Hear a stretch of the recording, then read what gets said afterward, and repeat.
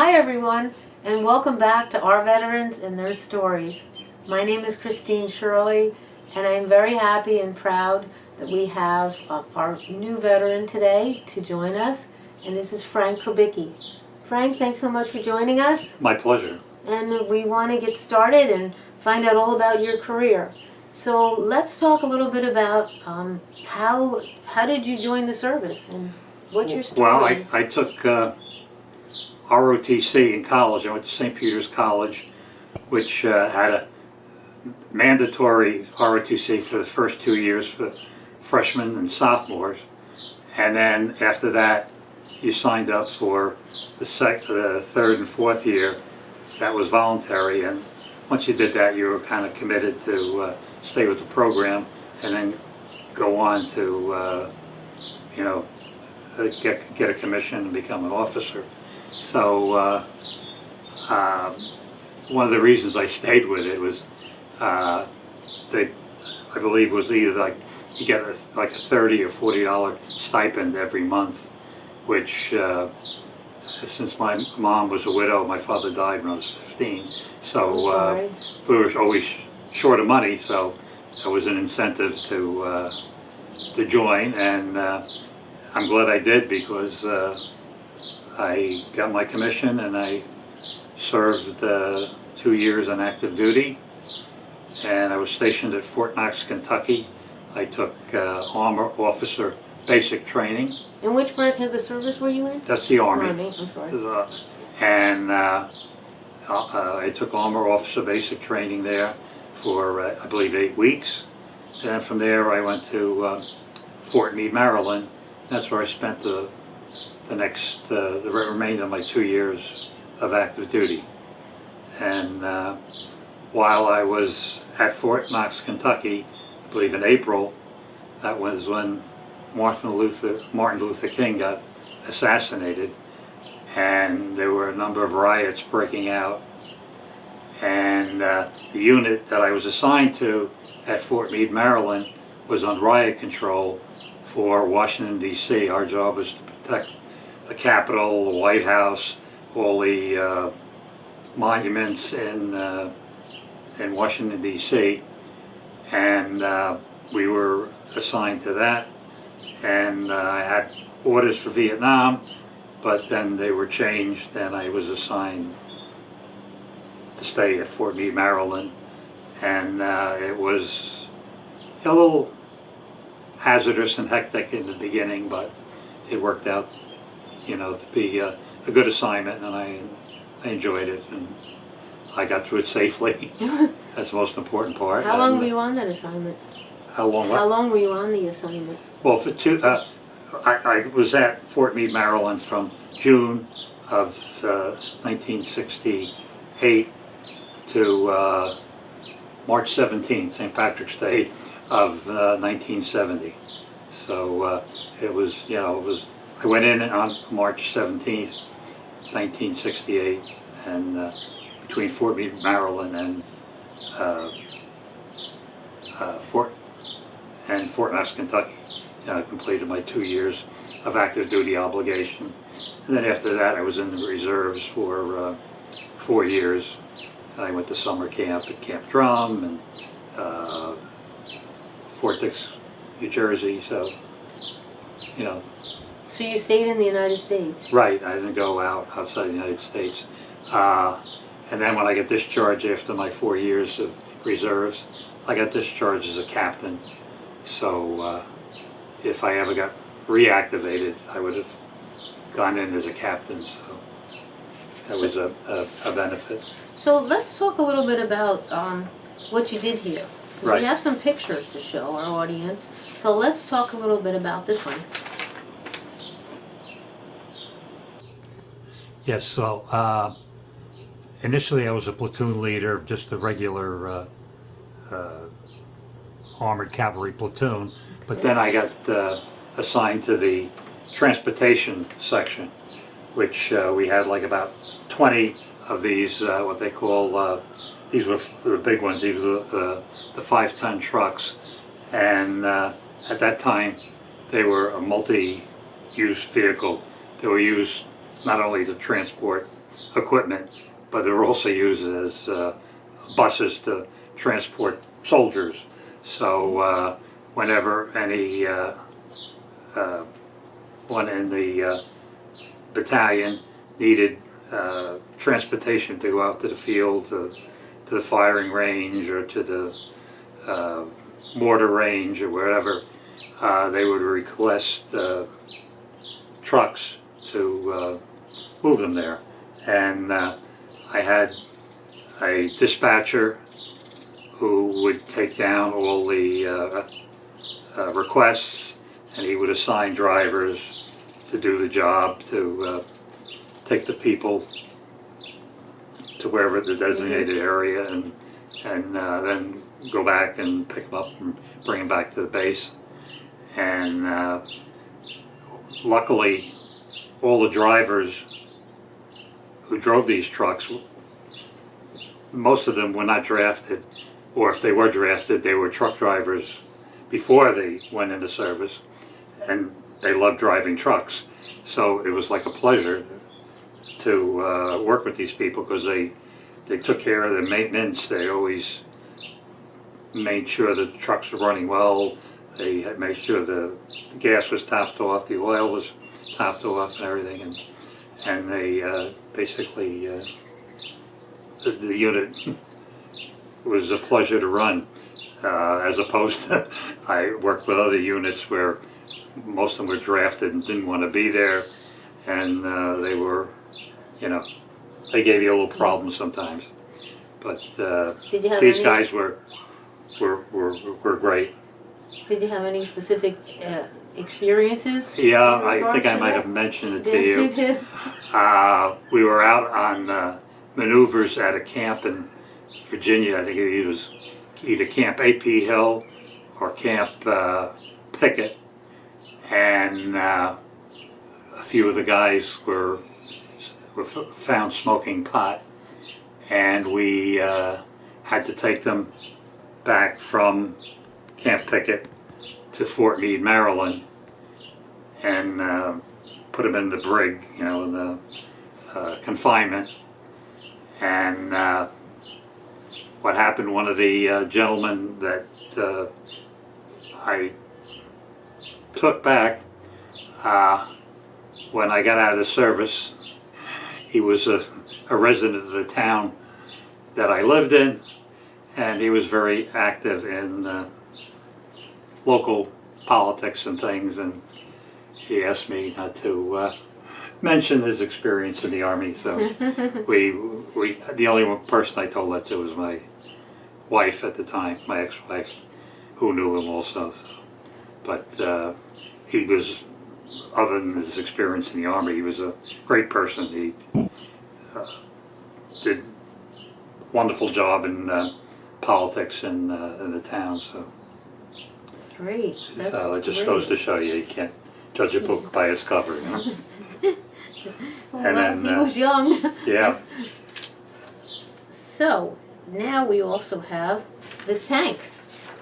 Okay, and tell us a little bit about the tank. That was a Sherman Tank that had a 155 millimeter cannon that could fire a conventional shell with, or it also had the capability of firing a laser guided missile.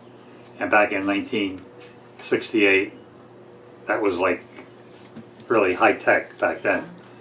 So we didn't fire too many of those missiles because they were very expensive, but we were trained on how to use them and whatever. And was also rumored they had a nuclear capability for these missiles. So wow. I don't think I would want to be within range of the missile. Wherever it hit, you'd still be, I think you'd still get some radioactive fallout from it, you know. So what was the firing range on this?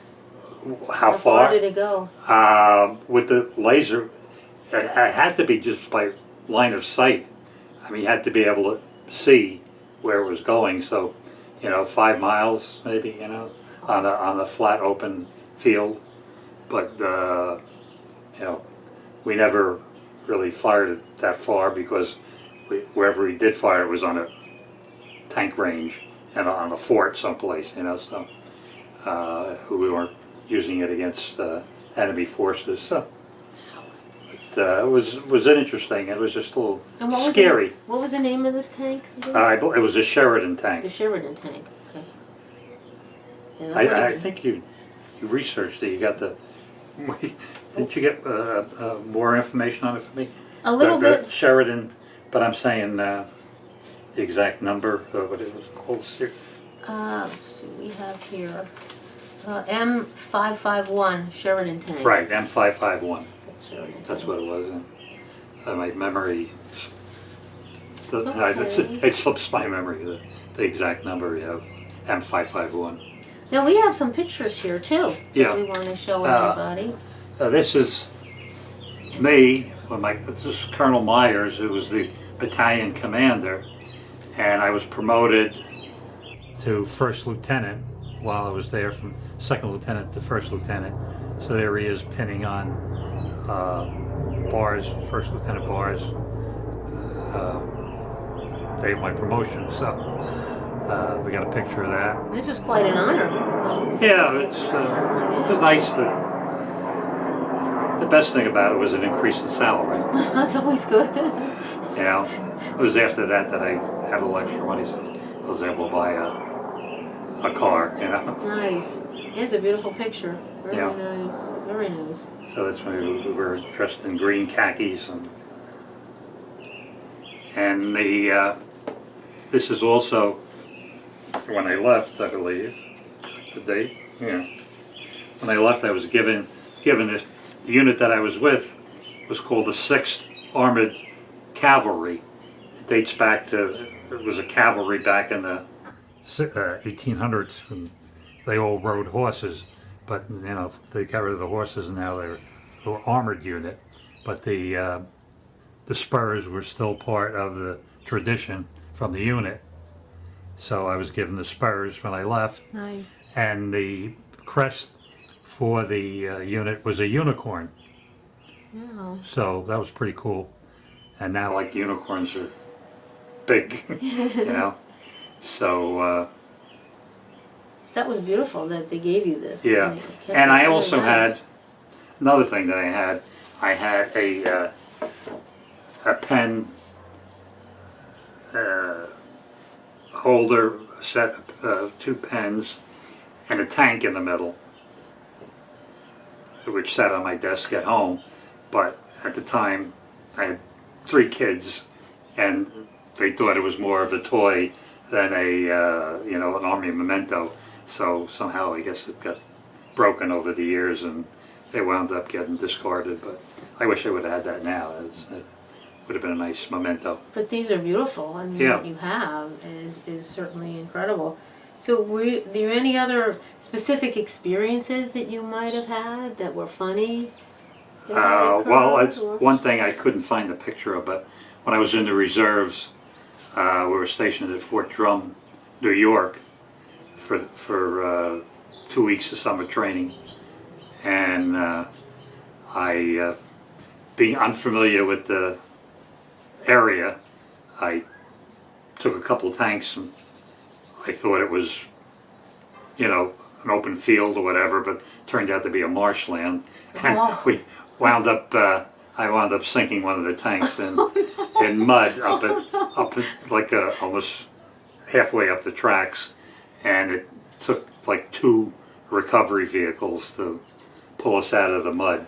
But Did you get in trouble for that? no, not really, because like I said, we were not familiar with the area. We were only up there for 2 weeks, so we had maps, but I veered off, and unfortunately went into a swampy area. How long did it take them to get it out? A couple hours probably, Yeah. because they had to have like 2 tow trucks, but they're 2 tanks that have chains and cables on them, Mm-hmm. and the one recovery vehicle was back on very dry land, and the other one was almost right at the edge of the swamp, and then between the two of them, they pulled us out. You know, that was the only thing that was funny that I can remember right now. So. That's an experience, sure. Yeah. Yeah. Unfortunately, somebody caught it on camera, and it wound up. I was working at the time at this company called Teachers Insurance, and I brought it in. I gave it to the magazine. They had a magazine called Topics, and it was, of course, was published. And you know, I got a little ribbing from some of my coworkers, but. That's nice, though, that they put it in and they published it for you. Yeah? Yeah, I know you were looking for that magazine. Yeah, I couldn't find it. I couldn't find it. I didn't know exactly where it was. But So, from there, at that point, where did you go? What happened next? well, I got out of the service, and then I was working in the meantime in New York City for an insurance company, and then I quit there in '77, and I went into the luncheonette and catering business. Even though I was an accountant, I decided to take a career change and bought a luncheonette, and then I started doing catering, and I got into somebody from the American Legion approached me and said, "Hey, would you like to be a caterer at our American Legion?" I said, "Sure." Right here in South River. South River, Yeah. Post 214. And I was the house caterer there for 35 years, I guess, or so. Wow. And I used to work like 60, 70 hours a week between the luncheonette and the catering business. And that's how I put my kids through school. And when did you join the American Legion? I think it was around 1980, 81, something like that. And you're still with them, right? I'm still a member of the American Legion, but since then, unfortunately, they had to sell the building because their membership went down, and they now have their meetings, I believe, in Sayreville, at the Sayreville American Legion. So. Well, we have some pictures of you in the catering business. Right. And I think Where is the book? they are over there. Yeah. We could take a look at them because you have so many memories in there. This is a beautiful booklet you put together. You really did. I'm so happy you brought it with you to show us. Yeah, well, I don't know what you want to show, but... How about some pictures of you in there? I think that would be great. In the kitchen. Because I see you do weddings, you catered weddings, and you catered banquets. And I think I saw a couple pictures back in here of you. Oh, here we go. Oh, this is good. Yeah, look at that. Here we go. There's Frank right here. That's a great picture of you. This is good. Thank you. So what kind of foods did you make? Basically everything. I made... You tell me Polish food, I right? made some Polish food, kielbasi and sauerkraut, Pierogi? pierogi sometimes, Virginia ham, but most of the popular buffet items anyway were Italian dishes like eggplant parmesan, sausage and peppers, baked ziti, stuffed shells, and some Italian people would comment, they said, "Oh, just like having dinner at grandma's house, you know." Really good Italian food. That's a compliment. Yeah, consider I'm Polish. Me too. That's great. I mean, everybody likes Italian food. You know? Yes. That's one. Oh yeah, and stuffed cabbage too. Oh, I bet you made good stuffed cabbage. Yeah, oh my gosh. They were a pain in the neck to make. Very That's what I time-consuming. hear. Yeah. But these are great pictures of you because it looks like it's really your passion. You know, Yeah. you're really enjoying doing this. And here's some more. And this is inside the original. Yeah, the American kitchen, Legion. the American Kitchen, yeah. Legion, yeah. And that one there, you see me scrambling eggs. Oh, the one in here. Okay. Yeah. Yeah, that was for a Here. pancake breakfast. Nice. We used to have a Super Bowl pancake breakfast every year, and we used to get like 200 people Wow. for breakfast, and that's how we used to make extra money to pay our bills. And we used to have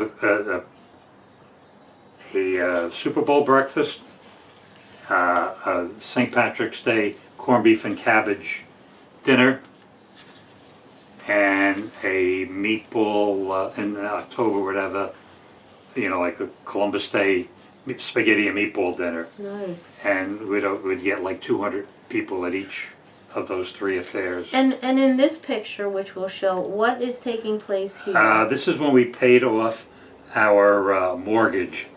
I don't remember the exact year, but I know our post is 214, so I made the suggestion that we go pay off the balance on February 14th. Valentine's Day was 214. I figured that would be a nice memento of doing that. So they paid the treasurer and the commander, at that time was Leo Surik, and the treasurer was Frank Freeman, who are both passed away, unfortunately. Oh. And they have a picture of them handing a check to the vice president of the bank, a lady, and getting the mortgage, which we burned that day in that little pot. Oh, here it is. That's what you're doing here. You're burning it. Okay, that's great. I didn't know. That's always a memorable day. Yeah. Really, that's. And it's unfortunate that the membership declined, and most of the people, got older, and they couldn't do the dinners anymore. And I got a heart condition, and I had open heart surgery, so I was, back. This was like 10 years ago or so. I had to cut back on doing that stuff, and we were hoping that the younger people, the younger generation of veterans would come in and take over, but they're too busy raising a family and working 2 jobs, so they didn't have the time to do it. When did they close the building? Well, we had that dinner, when was that, like last November? Mm-hmm. So it was sometime last year, that it was 2021, so it was like in probably the summer of 2021 that they moved out of there finally. I know I went to see if I could get some mementos, some things I had left behind there, but I got a few pictures and that book and a few other things. But well, these are beautiful mementos to have. Yeah. You also told me that your dad served in World War II. Yes, he was. I had, I think, my dad and 2 of my uncles from my father's side were in the service, and then 2 of my uncles from my mother's side.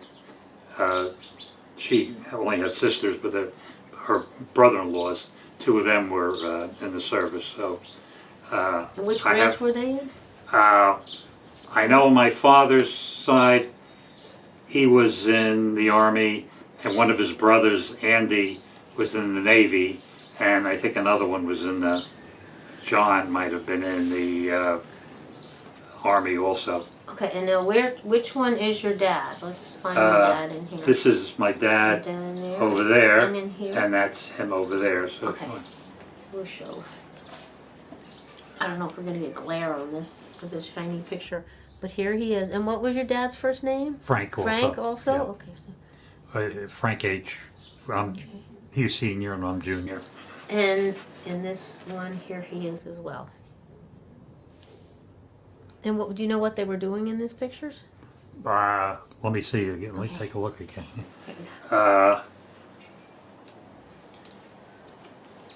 Looks like he's doing. Looks like some kind of training exercise. It looks like a wagon full of different parts. That might be explosives. It looks like it might be a training replica of like a bomb. It looks like a piece of a large block of TNT or something. It was probably inert, just practice, but they'll probably show them how to rig it up to use it to blow up a bridge or. Did your dad talk a lot about his experiences? Not much, no. No. Yeah, it was funny. A lot of people from World War II, they kind of like didn't discuss too much. And did he stay in touch with any of them? Do you know? Did he stay in touch with them? I don't think so. Just his brothers, you know. And there might have been a couple people in the immediate neighborhood, but. And this was something that we opened up because Frank told me that he just discovered all these nice scrapbooks that his mom put together, which was really beautiful. And in this one, it says Western Union. From Western Union. So we can see that there. I love these. These are great. And on the bottom, it says, send $70 by Western Union at once. Getting a furlough Sunday. Get money from mother. Frank. This is so cute. So he was getting time off, so I guess he needed it to. Either he was coming home or he was just going into town. But it's beautiful that she saved all of these. Right, yeah. And in her scrapbook, she had all the cards. Right, all cards and postcards that my father had sent her while he was traveling. He spent a lot of time on the West Coast, and Seattle, and I guess he went to Utah, Wyoming. I think he was in Texas for a little while. So. But he never went overseas. No. Nope. And what's this a picture of? Do you know? Yeah, that's just like, it looks like. Camp? Yeah, it looks like a battalion. Looking at the number of people, it was probably an infantry battalion that my father was in. Each one of those groups of people, that's like one company. And it says Fort Lewis on it. Fort Lewis. On the back. Wherever that would. It's whited out. Yeah, it's faded. It's so many years old. It says October 1944. I'm not exactly sure what Fort Lewis is, but I remember him saying something. He was in Texas. But and these are beautiful too, because here's your dad. He's the one in the middle right here, right? Right. That's your dad. And he's here too.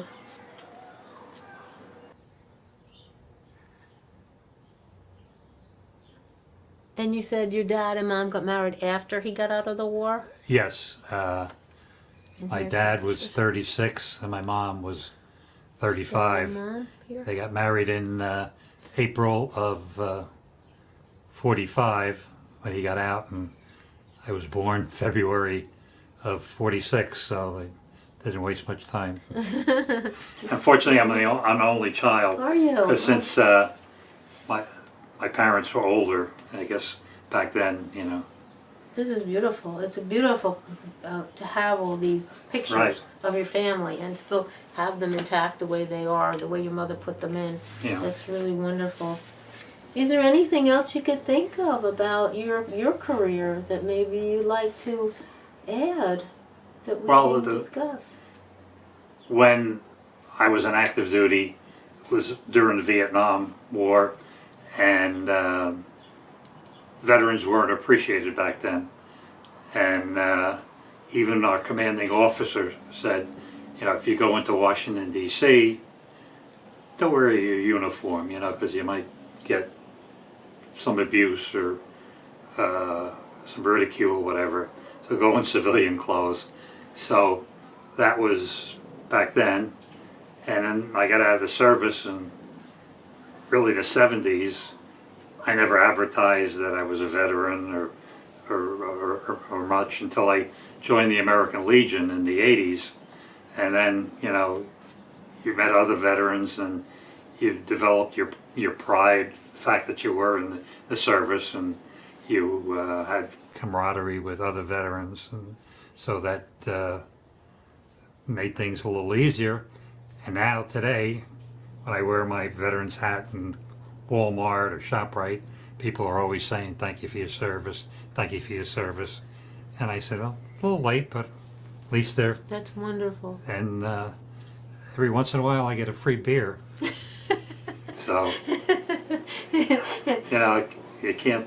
What was it like when you came home? The day you came home, what was that like? Well, it's not like I got off a plane in the airport and walked through the airport like some of the Vietnam returnees did. I was just drove from Maryland to Old Bridge, and you know,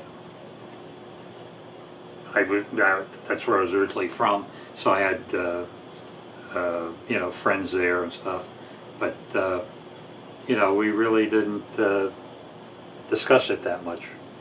But you know, like I said, later on, after I joined the Legion, we were more proud of the fact that we were in the service. Was your family there to greet you when you got home? Yeah, it's just my mom, because like I said, I didn't have any other brothers or sisters. And my dad had passed away, so it was just my mom, and most of my relatives really lived out in Long Island. So what would you say you learned from being in the service? How did that change you? we learned to get along with people. As an officer, you know, you're in charge, but you can't look down at people. You have to treat them as equals, even though you're a commanding officer, but you have to respect them, and you know, don't abuse your authority. And I got along with the enlisted people probably better than I got along with the officers. So you know, I guess I was kind of like more of a blue collar kind of guy than some of these other, especially like West Point graduates and stuff. And some of the guys that were, you know, Ranger and Airborne or whatever, they were real gung ho, and they had a little bit of a chip on their shoulders, you know. But I just tried to be a normal guy, because one thing, I didn't want to be killed by friendly fire. No, You know? not at all.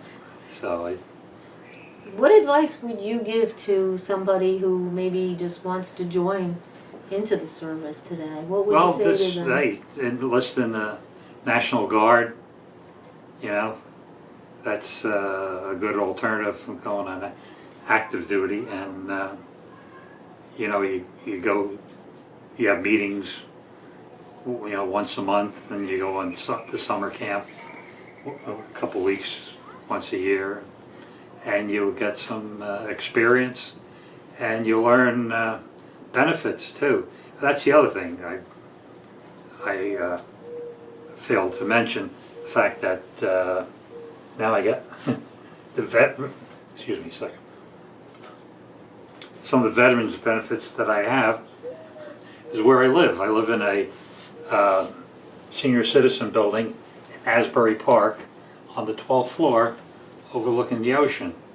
And my daughters helped me apply for senior citizen housing, and since I was a veteran, I was first on the list.